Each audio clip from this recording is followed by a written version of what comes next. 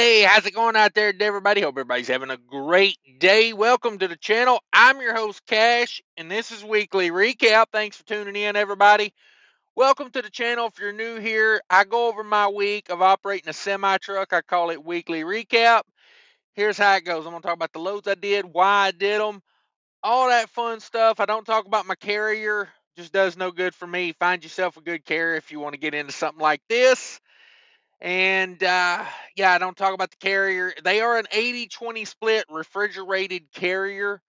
And we're going to go over the week, 7 days or less. This is a 5-day week right here. So last week I left you. I went to Florida.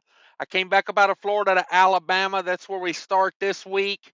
This is the finishing up the run home. So last week was a 6-day week. I cut it off because, it's 7 or less, no 8-day weeks here. I try to be as honest as I can. I'm not trying to brag. I'm not complaining. These are just numbers. This is what happened. This is why I did it the way I did it. And I just kind of give you the rundown, the breakdown of it. If you like it, if you make it to the end, think about becoming a subscriber. If you know someone that might benefit from this information, be sure to share the video with them. I much appreciate it. Thank you very much. And so we start off. I finished up a load in Alabama. Um, I can't remember exactly what part of Alabama it was. I'm thinking it was Birmingham. I think I went from like Miami up to Birmingham, but that finished up last week. So we start off this week in Alabama. I deadheaded Alabama over to Georgia to pick up a load. That load was Georgia to Ohio. Um, 213 empty miles, 488 loaded miles, 701 miles there, 24-degree load, 37,000 pounds, $1,400 on that one. So even with the massive deadhead, about $2 a mile, um, it is what it is. And then I took a load from Ohio back over to Minnesota, and that was a 50-mile deadhead, 868 loaded miles, 918 total miles on that one. Negative 10 degrees, 42,000 pounds, $1,700 on that one. And this is from like the middle of January 2024. If you're wondering, that's when these loads were completed. I basically probably could have made, well, I know I could have made more money out of Ohio going to somewhere else other than back to Minnesota. But the week before, I had went from Minnesota down to Miami and then, back up to Alabama. So I was ready to go home at that point. This was like an 11-day journey here, 6 days on the first going down, and then, a 5-day coming back. So I was ready to go home, kind of took what I could get to go home. Wasn't a big fan of splitting it because coming back from Miami, you think about that, I went Miami to Birmingham, Birmingham over to Georgia, Georgia up to Ohio, Ohio over to Minnesota. That's not how I like to come back. I like to go Minnesota out, straight back, preferably, if at all possible. Just so it gets me home more. I I'm not like one of these road warrior guys anymore. I like to go out, uh, you know, 7 to 14, 15 days. By the time I hit the 14th day, I'm ready to go home for sure. Like there ain't no, I don't know how much money you'd have to offer me to get me to go somewhere else other than home after the 14th day, but it better be some damn good money because I'm just not that guy anymore. So that was it. Went out, went back. If you watched the last weekly recap I did, that would show you, the full 11-day if you missed that one. But January 2024 was pretty good to me so far. Um, like I said, this was not a bad week. It's a short week. Um, so it is what it is. And that was unloaded on the 5th day in the morning. So it was kind of like 4.5 days. We call it 5 though. I ain't trying to, I ain't trying to make this look any better than it is. I'll be honest with you. It is what it is. If it looks good to you, it looks good. If it doesn't, it doesn't. I'm not here to try to talk you into doing anything. Okay. That's a key that I've learned on YouTube, especially when it comes to trucking. I ain't trying to tell you to do nothing. I ain't trying to tell you to not do nothing. It's better just to put the information out there, let you make your own decisions with that information. So that was it. 2 loads for the whole week. Yeah. So let's talk about it. This was pretty cold out at this time of year, so the reefer loads were good, and we made $3,100 total gross revenue. Me and my carrier together, $3,100, and my 80% of that is $2,480 total gross revenue. Let's talk about the miles I ran. 1619 all miles. 263 of that being empty miles, and 1356 on the loaded. So it's a pretty slow week to be out for 4.5, 5 days. Only doing 1600 miles, but it kind of just is what it is. Like I say, the numbers are the numbers. I don't fluff them. I don't pull them back. I just put it out there. Don't let it hurt your feelings. And hey, if it does hurt your feelings, do me a favor, bake it into a bundt cake for me. That's the best thing to do with your feelings.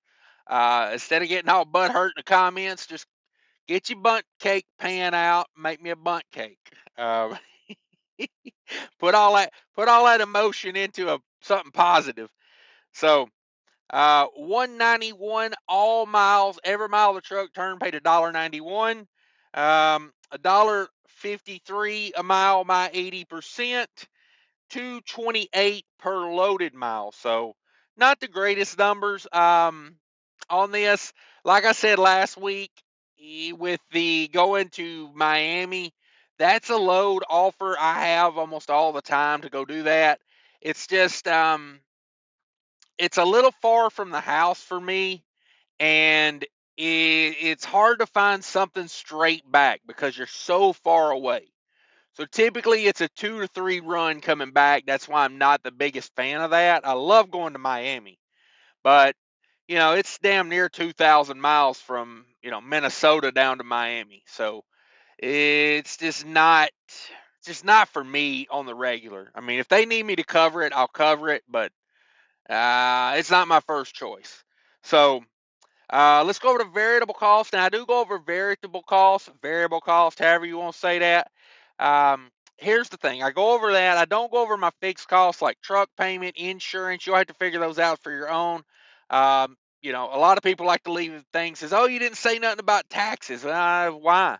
Everybody's taxes are different. There's not two people in this country that probably do the same taxes each way. I mean, I just don't see how.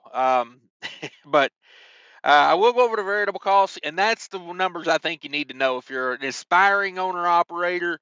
You need to know, like, the variables of it, because that's the make or break. So I spent $608 on diesel. That's not necessarily what I use. That is what I bought. $608 in diesel. 105 on reefer fuel. $42 on DEF fluids. $0 on scales, $0 on tolls, and $0 on parking. So nice light week when it comes to variables. Total variable cost $755. We bring over my 2480 and subtract out the 755, and that leaves me with $1,725 left to do what I have to do with. Now there's where you'd plug in all your fixed cost and all of that, and that was my week. That was a week. Not a bad round trip. Um, you know, I think it was like almost it was like well, I can tell you right here. Hang on. It was $10,700 in an 11-day period. So not a bad run. I mean, it's almost $1,000 a day, and which if you factor in being home that first day or the last day in the morning, um, that's it averaged about $1,000 a day. Like I said, not the end of the world type run. Pays good. It's a little too far for me. I like I like 1,000, 1,200 mile runs because it's like a 2 day out, 2 day back.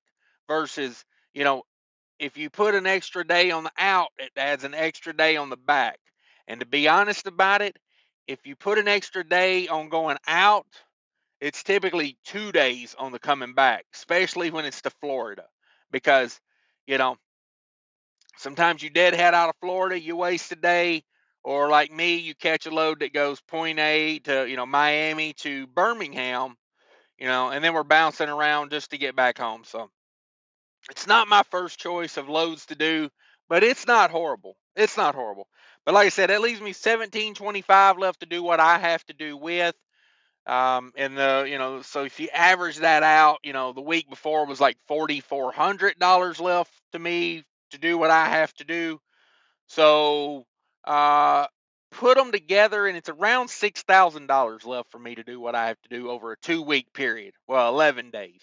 So, um, I food for thought. Food for thought. It does seem like the freight's picking up a little bit. I notice, the load boards are looking a little better.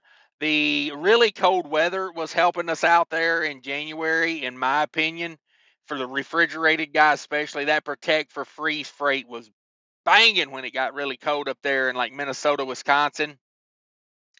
So maybe it ain't just weather related. Maybe we're gonna bounce back economy wise a little bit. I hope. I hope. But that's it, guys. Thanks everybody for watching. If you could smash that like button on the heading out. Take care of each other out there, and remember, people are more important than trucking. Hi, I want to talk to you real quick about the ES Advantage card. Do you need discounts at major truck stop chains? They got them. Do you need discount on shop rates at TA and Love's? They got them. Tire discounts. They even got health insurance now. Click the link down below. Easy application, no credit check. Sign up. They give you a call back. They'll take all your information, and you'll be in the network. How important is Wi-Fi? Very important. That's why I use Nomad Internet in my truck. Yes, sir. This is a Wi-Fi modem that you put in your truck. Check them out. Links below. This thing gets signal when my phone will not. So if you're ever stuck at that truck stop with no signal, you'll wish you had some Nomad in your truck.